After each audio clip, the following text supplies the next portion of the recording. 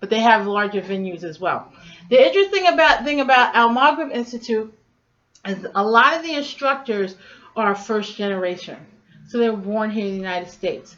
And so they were born to immigrant parents, but they were born here in the United States. So even their take on Islam has become more conducive with being an American. Okay, so seeing the American culture and seeing the culture that they're brought up in and how to navigate through that culture. And also just the things that, male-female roles, things like that, that are practiced a different way overseas aren't necessarily going to work here. Okay, so they actually teach Islam in a more conventional way, but also in a way that is relevant to being an American. Okay, and this is the Latino American Dawah organization. They started up, I think, around 10 years ago. Okay, because that is a growing population. They have a couple of Latino Muslim days.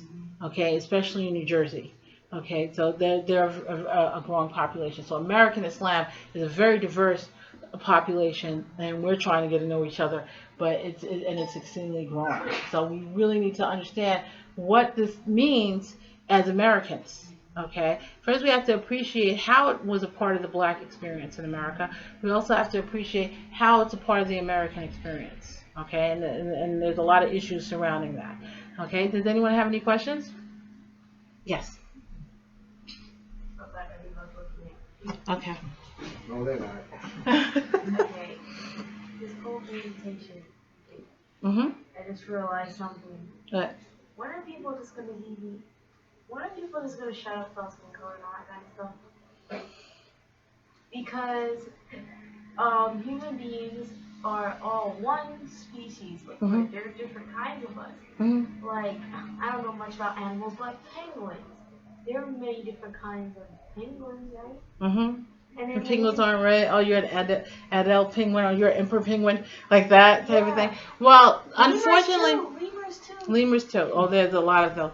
Unfortunately, the race structure in the global society has been largely influenced by colonialism and by slavery. So here in the United States, they called it for what it is, slavery. They gave it a little fancy terms, and as the English and the French were taking over other places, they gave them nice little terms, but basically it was slavery. And so that, yes, let me just answer her. So they had to develop a system to say this is the reason why we should be over all of these people. So they created this facade, this fallacy known as race. Okay, and they had their scientists also back it up. Okay, and say, you know what?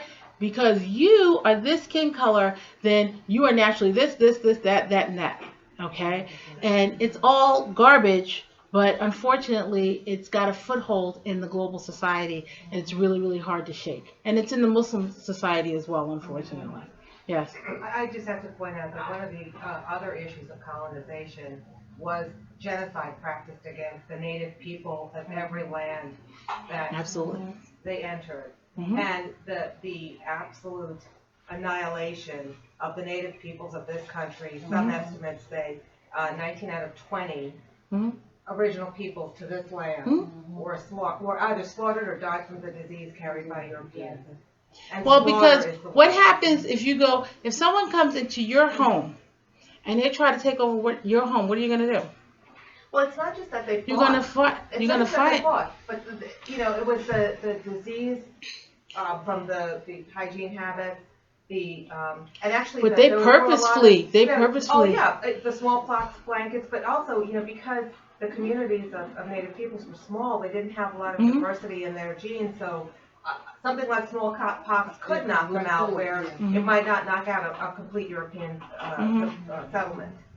But I think that was something that happened. But I think the determinate killing of them, either through bioterrorism, okay, or through out and out terroristic tactics to kill them, they needed to get rid of those native populations, because native populations will resist.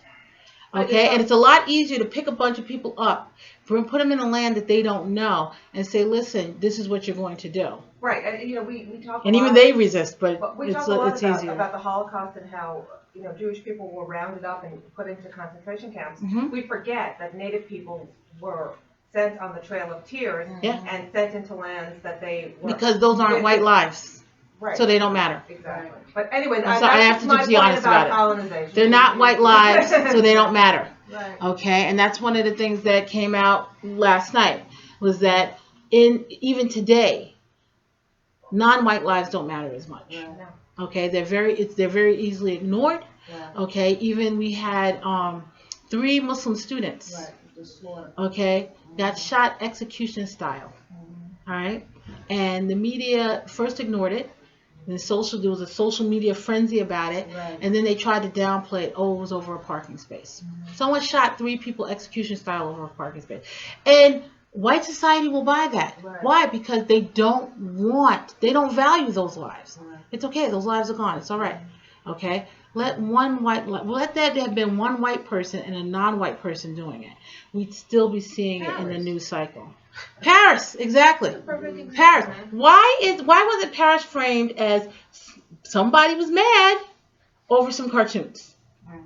But no, it was attack on freedom of speech and westernization and Western culture and everything like that. And you had all of these, everyone's supposed to mourn. The President of the United States, who needed to be the President of the United States, was criticized for not dropping being the President of the United States and running over to stand and to be at the funerals.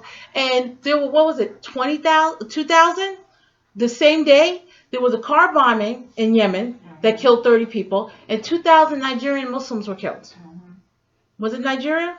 It was 2,000 Nigerian Muslims. Where's that been in the news? Muslims help people with water. Because exactly, but it's because white lives don't matter. I don't have a better answer for that.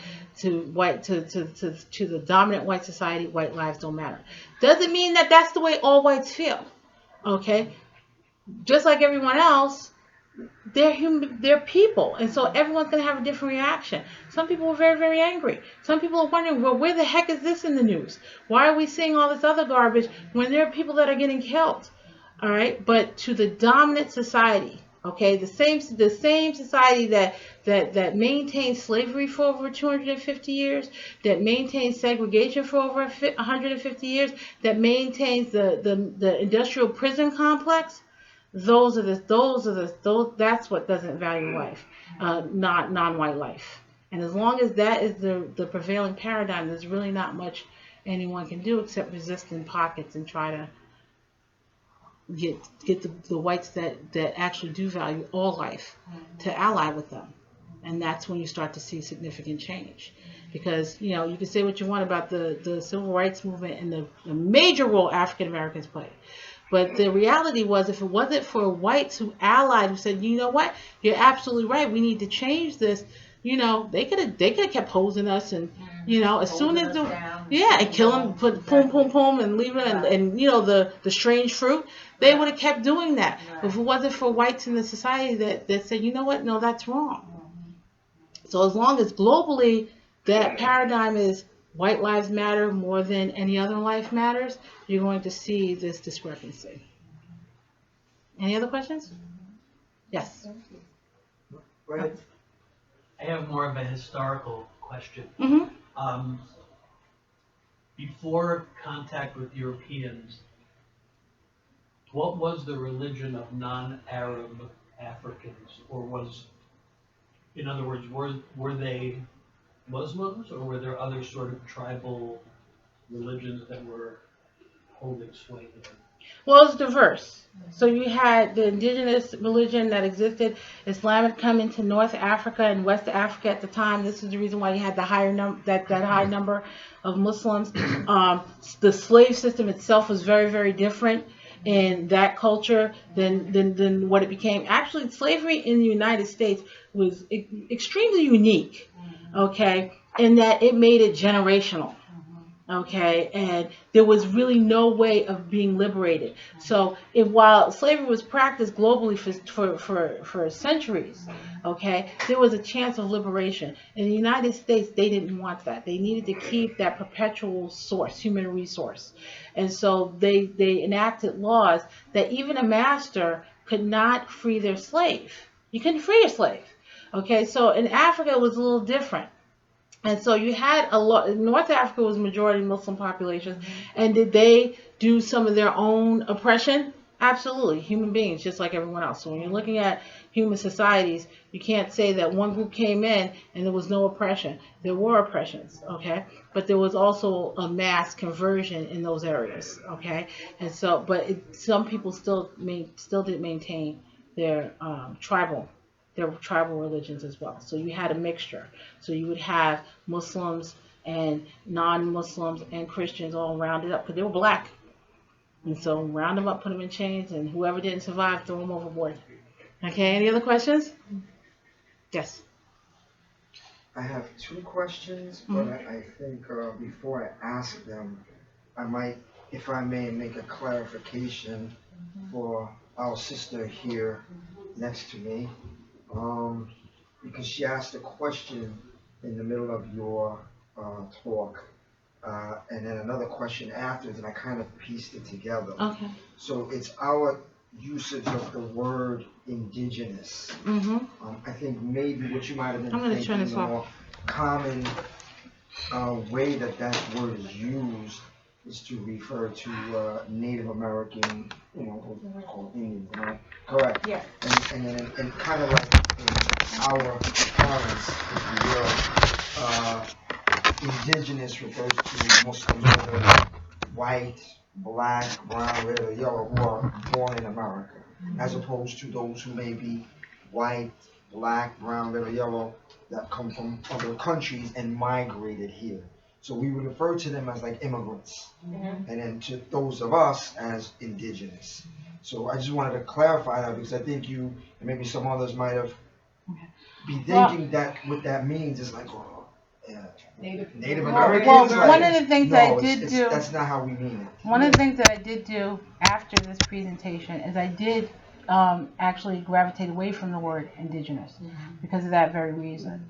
Okay, because Francis belongs to an indigenous population. All right, and so I can understand the thought that we're the indigenous group here.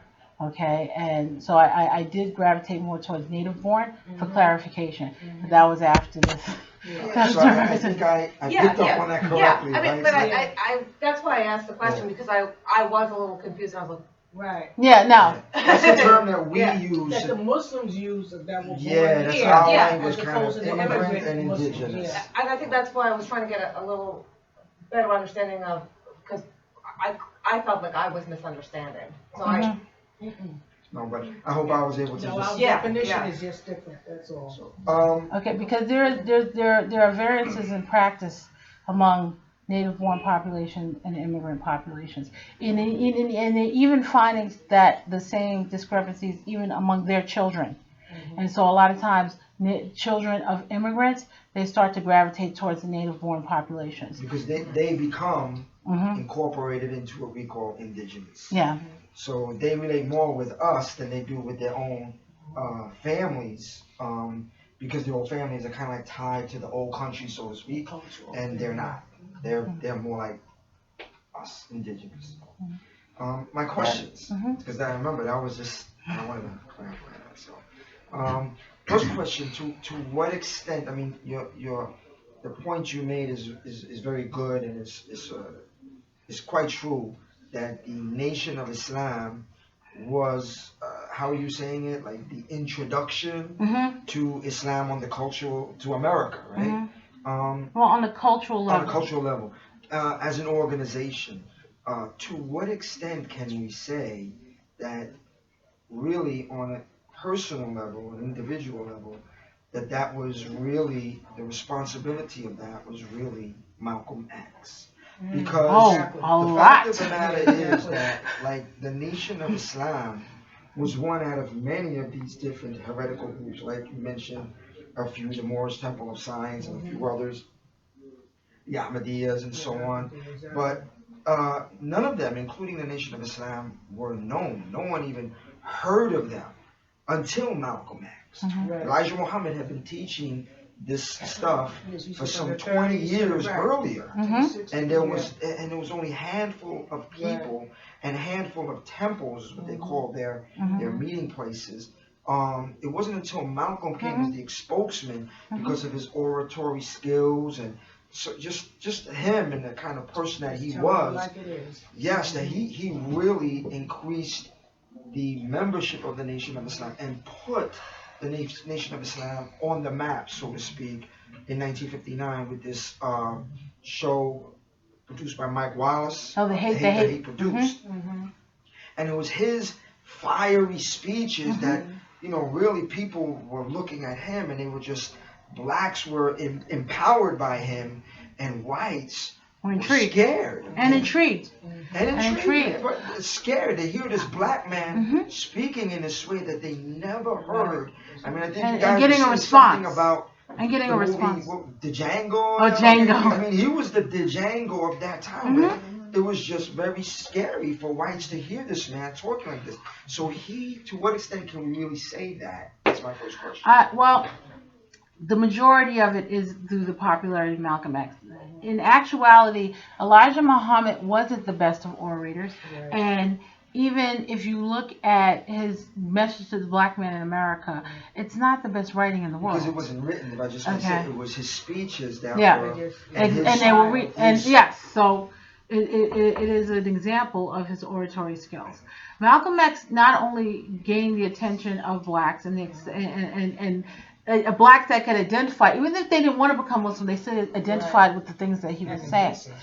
He intrigued whites. So Malcolm X, he spoke at Harvard, he spoke at Oxford. He would say things like, I never read Shakespeare and I'm not interested in Shakespeare. I only heard of him because I decided to come here. So he was a large influence, and even after his death, and even till this day, his autobiography, a lot of Muslims who convert, they cite his autobiography as one of the influences for his conversion. Towards their conversion. So he played even whites. Hamza Yusuf, the one that I showed, who helped start the Zaytuna Institute, Cat Stevens, a lot of people, say, and even the children, the first generation of immigrant populations who were exposed to his book, they gained an appreciation of the African American Muslim experience through him as well. So he was a major role, but those weren't his teachings, those were Elijah Muhammad's teachings. He conveyed those teachings in a way that people gravitated towards them. And when he left the Nation of Islam, he abandoned them. So he became a Sunni Muslim.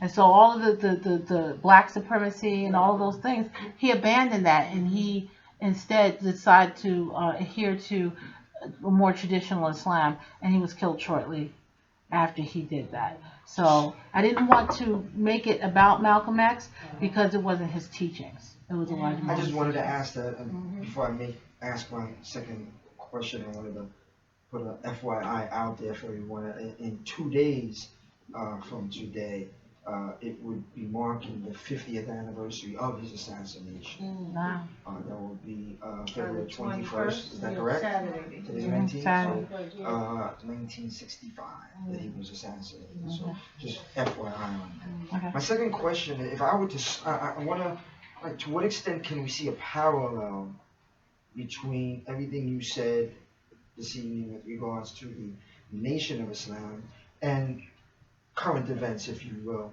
I mean, if I were to summarize your talk, it would be: here's a heretical group that had, many principles of, the Orthodox Islamic teachings, but they incorporated into it things that were very unorthodox, and it was put out there specifically for people that suffered under, slavery and the horrors of white supremacy and, things related to that.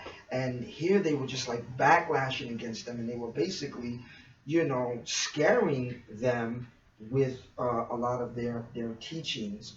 And now you have today, heretical groups in Islam who have come to power in certain parts of the world, and they're presenting Islam's a combination of authentic Islam and heretical ideas of Islam, and they're really appealing to a people who have been, oppressed and colonized in a particular part of the world, and are scaring, or what's the word is meaning, terrorizing the world. And so I just want to see, like, to what extent can we draw this parallel? Well, first of all, these groups, the groups today and the Nation of Islam, one of the things that they have is a nationalistic view. All right, and that's one of the things, I actually wrote a paper about it recently. That's one of the problems that is occurring in Islam. And that is this whole idea of nationalism, which is a Western concept. But because of colonization, majority Muslim areas started to adopt this. So that's why you had the nationalism and the breaking up of the Khalifa, and you had all these countries now, Egypt and Syria and Iraq, like that. So when you have this whole idea of nationalism, which is in many ways not conducive to Islamic teachings, but it's integrated into Islam, you have a conflict. And so the group has to decide which it wants to do. Does it want to take this nationalistic approach, which is very deadly? Okay, and if we look historically at when nationalism emerged and when it started to take hold, the Russian Revolution, Mao Zedong, in Europe, the fragmentation of European countries, that was nationalism. And it was a bloodbath across Europe for decades. Okay, World War One, World War Two, that was based in nationalism. So now you have these groups that are saying, they're using this nationalistic paradigm, and they're saying, well, we're Muslim. Okay, and what are they doing? They're really following suit of their nationalistic predecessors, and that's why they're laying waste to the land. Okay, so you have this political conflict with what Islam teaches, and something that is a part of the civilized fabric now, which is nationalism. You can't get rid of it. Okay, and so the only thing you can kind of do is look at it and see, well, how is it being used?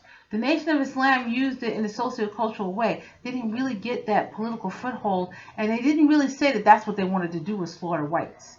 The thing that scared whites was that they're saying we're going to stand up and we're going to defend ourselves against whites. They weren't actively seeking the destruction of whites. That's one way that the groups that exist now are very different from the Nation of Islam. These groups are murderistic groups that are laying waste to a lot of people that don't agree with them. And some people may say that, well, they're getting some control and they're trying to do some good. But if you're marching 21 people and you're killing them just solely because they don't hold your ideology, that wasn't something that was taught in the Nation of Islam. It's as heretical as it was. That wasn't something that was taught. If I may, it was actually taught in the Nation of Islam. The Nation of Islam had lessons that said, for example, what would be the reward for you to remove 4 heads, the heads of 4 devils. Okay, they taught that, yes, there was a virtue to chopping off the heads. But who did it? That was the people who did it was in the early period of Islam, of the Nation of Islam, the late 30s and so on. There were these beheadings, there were these beheadings, and that's what brought that to the newspapers' attention. They did an article in the Nation of Islam on this. They called it a cult, and what was interesting was they posted a picture of their leader, Farag Muhammad, who was white, and they were making fun of that. Like everything that they were saying, ironically, their founder was white. If you can go back to that picture there. So, but they do have in their lessons that there's a virtue to killing 4 whites, that their reward would be a free trip to the holy city of Mecca. So this was in their teachings, and they also had a belief that there was a mothership out there hovering above the earth that was going to descend by the year 1984. At least, and would destroy America with bombs of fire that would lay waste. But by that time, the black members of the Nation of Islam would have made an exodus from the United States and they would have been saved. But that wasn't a part of the popular teachings that they disseminated into. It was not. You are right. There may be some reasons for that, but it was a part of. But it wasn't a part of their popular teachings. They didn't teach blacks to go out and their popular teachings were not to go out and behead for No, what they whites. ended up doing is it imploded, and you found them towards the time that Malcolm left. They were engaging in these activities with each other. They were killing each other. Oh, they definitely were killing each other. Yeah. Malcolm was the most popular of them, but there were numerous where the police were finding heads in New Jersey, and they were attributing it to members of the Nation of Islam because they were. But they weren't going out and capturing people from other groups, whites or whatever, and killing them. But it was in there. I just wanted to make the point that it was in their teachings. You are right. They really were not doing that. And can you imagine that they were going out and killing, 4 whites, and then I don't know, trying to get a free trip to Mecca. I don't know. That is in their lesson. So I know, but they did not teach that, and that wasn't a popular part of their teachings, and that's not the way that they garnered support from African Americans. They didn't come out and say you need to cut off the heads of 4 white people. These groups that exist today actually not actually doing, but they're encouraging the death of them. They're encouraging the slaughter of people that don't hold the same ideology as them, including Muslims. Yes, it is that combination of Islam with heretical beliefs, and so I'm just trying to draw that parallel between the Nation of Islam and what they were teaching, and the mixing of Islam and heresy, and then what was really the kind of noise that you heard, if I'm going to use that term, because they made a lot of noise. It was because of these controversial statements. The white man is the devil, and this and that. So it's the same today. We hear a lot of noise, and if I just make this point, the point of your discussion is that was at that time the introduction to Islam, on the American scene, and it seems now in a way that today these heretical groups. This is the introduction to Islam that is being made on the world. No, that's the propaganda about Islam that's being made. And that's something that Muslims that are not in those regions all over the world have to fight against, because they're not indicative of Islam. Islam is already a global religion. Okay, so you're talking about one group that actually introduced this religion as so that it's a recognizable religion in a place where it wasn't.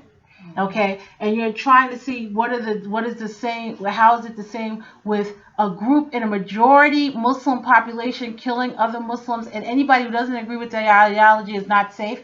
Muslims are not safe from them. Non-Muslims are not safe from them. It's not the same thing. Islam is already a global religion. There are Muslims in all parts of the world. So Islam has already been introduced. Okay. So to have this group now be used as a symbol of Islam when it is so totally against the teachings. I mean, the Nation of Islam was heretical, okay, but they weren't mass murderers. You can't say that about these groups. And so when and they're actually a product of the colonized society that they stem from. Exactly. All right. So you cannot say that they're introducing Islam.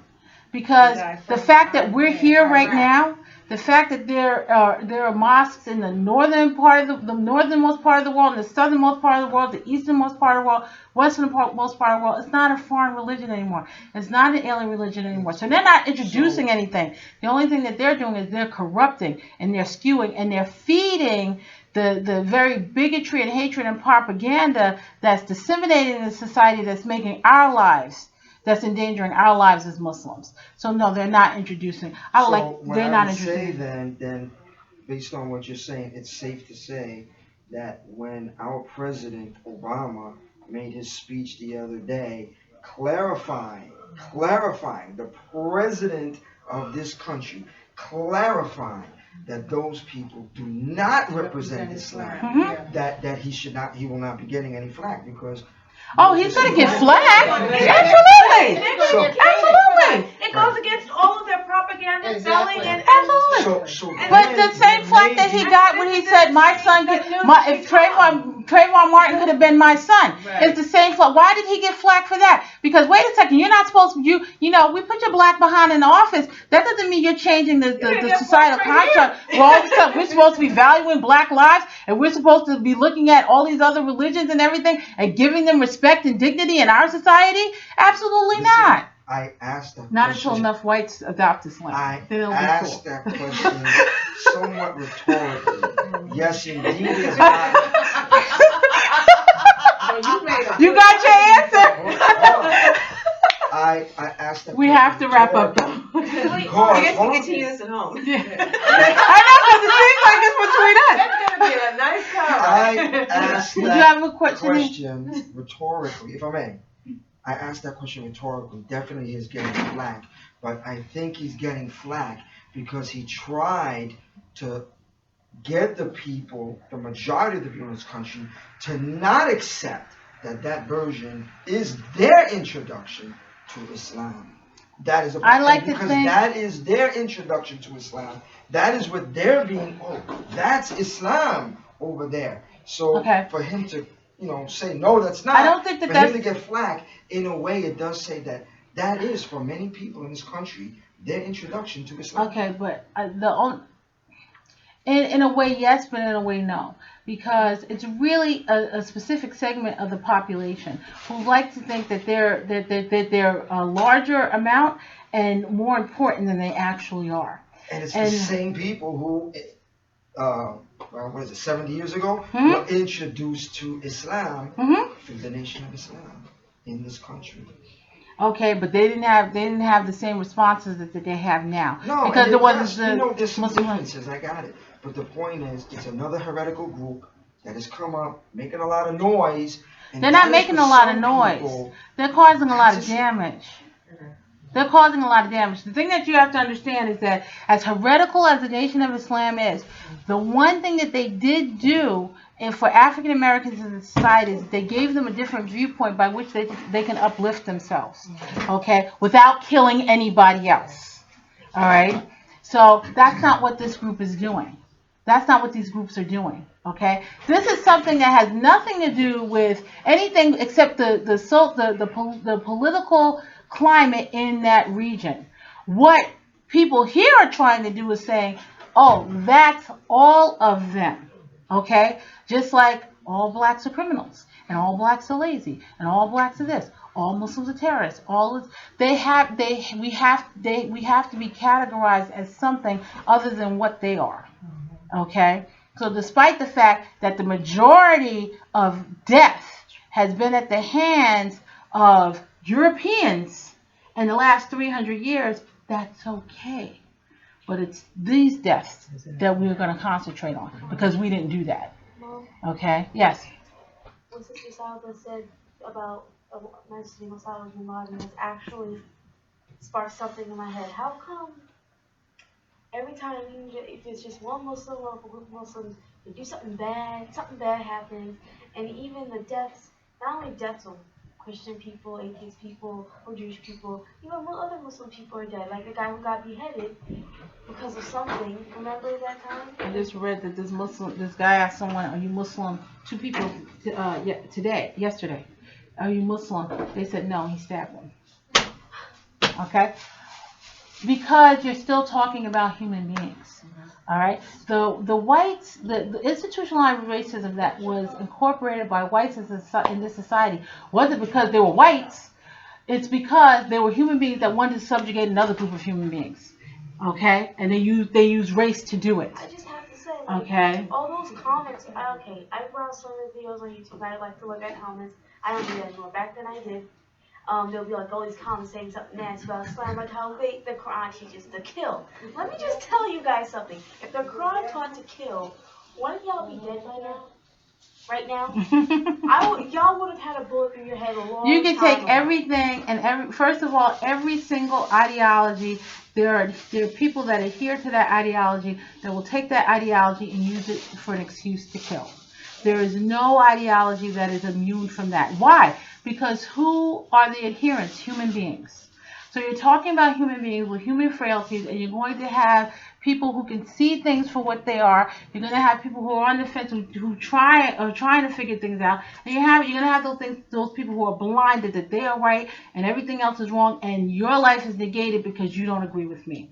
There's not a Or you religion. don't look like There's me. not a nationality. You're not a little light There's bulb. nothing that exists that doesn't have that because it involves human beings. And so you have the same human frailties. So the only thing that is happening now in today's climate is that you're trying to say it's because of the Muslims. They're the ones that are doing it. No, all of this stuff, the Crusades, that happened a long time ago. Don't worry about that.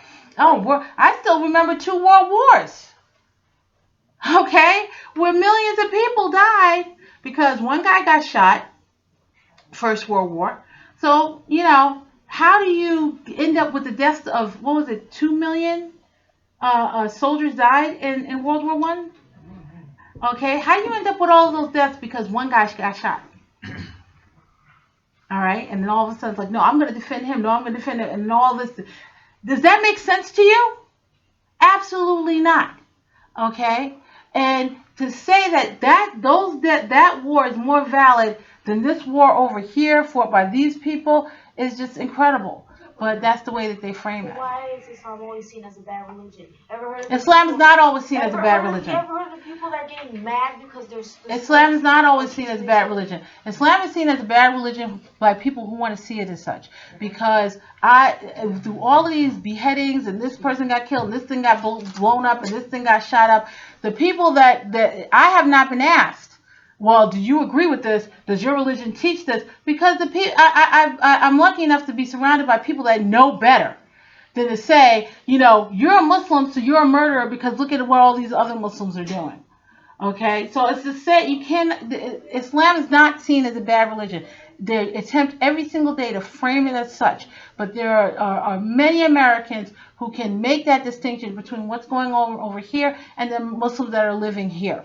Because that's a political situation that's going on over there, and there's something different going on over here. So they can make that distinction. It's only the fools that decide to buy into the dogma that we really have to worry about. But guess what? We always have to worry about those fools.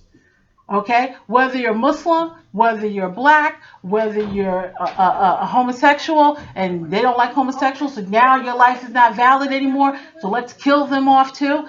You always have to worry that there's some fool that's going to decide that your life is not worth anything because you're not like them. That's not a Muslim thing, it's not a white thing, and it's not an American thing. It's a human thing, and it's happened in all kinds of cultures all throughout history. You know how we have different fingerprints? Mm-hmm. We have to stop this.